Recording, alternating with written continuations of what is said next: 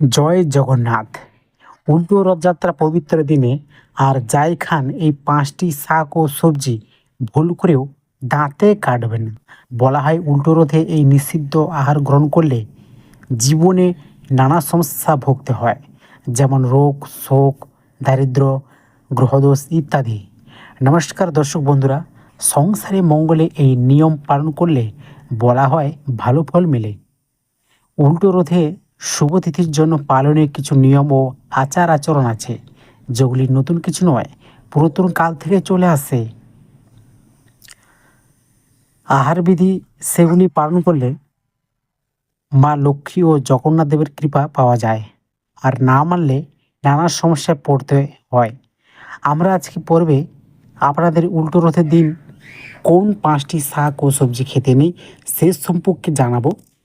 উল্টো রথে সময়সূচি এবং উল্টো রথে আর্থিক উন্নতি ও মনস্কামনা পূরণে একটি চমৎকার টোটকা শুরু করছি। মূল পর্ব হলো, আপনারা দেখছেন আজব শক্তি চ্যানেলটি। 2026 সালে শ্রী শ্রী জগন্নাথ দেবের উল্টো রথযাত্রায় বছর ইংরেজি 24শে জুলাই, বাংলা 7ই শ্রাবণ শুক্রবার পালিত হচ্ছে। এই দিনটি অত্যন্ত শুভ পূর্ণদায়ী। এই তিথিতে মাসির বাড়ি থেকে নিজের গৃহ তথা শ্রী মন্দিরে ফিরে আসছেন জগন্নাথ দেব, বলভদ্র এবং সুভদ্রা দেবী। উল্টো রথে কখনো আমিষ আহার গ্রহণ করতে নেই। শাস্ত্রজ্ঞরা বলেন উল্টো রথে পূর্ণতিথিতেও অনেক শুভ কাজের সূচনা হয়। এই বিশেষ দিনে আমিষ আহার যেমন পেঁয়াজ, রসুন, মাছ, মাংস, ডিম বর্জন করে শ্রী জগন্নাথ দেবের চরণের নিজেকে সমর্পণ করলে আধ্যাত্মিক উন্নতি হয়, বিভিন্ন সমস্যা মুক্ত হয়, সত্য গুণ জাগ্রত হয় এবং জগন্নাথ দেবের বিশেষ কৃপা লাভ করা যায়। তাই এই দিনটি অবশ্যই আমিষ আহার বর্জন করুন। সংসারে মঙ্গল হবে, শরীর স্বাস্থ্য ভালো থাকবে।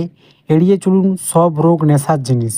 এই তিথিতে গ্রহণ করুন নিরামিষ আহার। জগন্নাথ দেবের মহাপ্রসাদ গ্রহণ করতে পারলে আরও ভালো হয়। উল্টো রথে কোনো ধরনের তেত খাবার ভুলেও মুখে তুলবেন না, যেমন উচ্ছে, নিম পাতা সহ সমস্ত তিতা খাবার এগুলি বর্জন করুন। নিম গাছে কোনো অংশে এদিন অনিষ্ট করবেন না এবং নিম পাতা ভুলেও গ্রহণ করবেন না। মাথায় রাখতে হবে শ্রী জগন্নাথ দেবের বিগ্রহ নিম কাঠ দিয়েই তৈরি। তাই এই বিশেষ রীতি জগন্নাথ দেবকে শ্রদ্ধা জ্ঞাপনের একটি বিশেষ রীতি। উল্টো রথের দিন কয়েকটি শাক একেবারে খেতে নেই, বিশেষ করে উল্টো রথে পূর্ণ দিনে কলমি শাক, লাল শাক, পুঁই শাক একেবারে খাবেন না।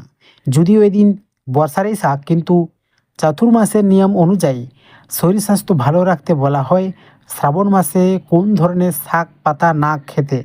এর মূল কারণ অতি বৃষ্টির কারণে শ্রাবণ মাসে শাক পাতায় বিভিন্ন ধরনের পোকামাকড়ের উপদ্রব হয়, যেগুলি খালি চোখে অনেক সময় দেখা যায় না, এবং শাক পাতা এ সময় খেলে পেটে মারাত্মক সমস্যা, হজমের গোলমাল দেখা যায়।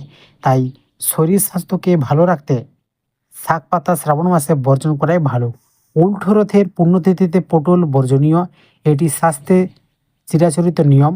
উল্টো রথের দিন পটলে কোনো পদ বা পটল গাছের পাতা বা বলতে পাতা রয়েছে এমন কোনো পদেও কিন্তু দাঁতও কাটবেন না, মুখেও তুলবেন না।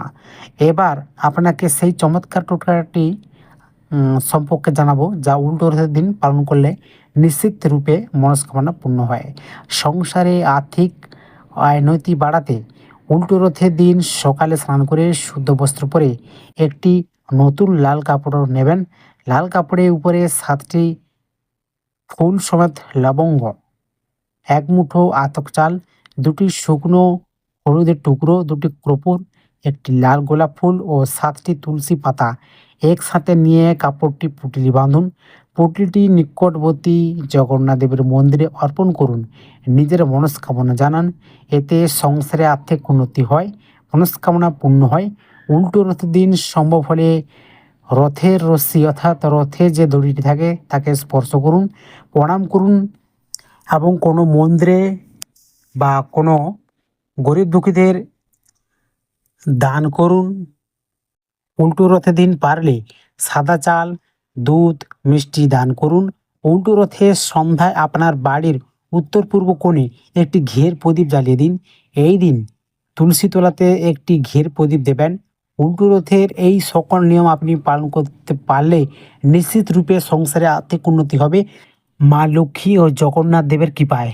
তো বন্ধুরা, ভিডিওটি কেমন লাগলো অবশ্যই লাইক ও কমেন্ট করতে ভুলবেন না, এবং কমেন্টে লিখে জানাবেন কেমন লাগলো ভিডিওটি। আর আপনাদের আত্মীয় স্বজনদের এই ভিডিওটি শেয়ার করুন যাতে অন্যরা দেখে উপকৃত হন।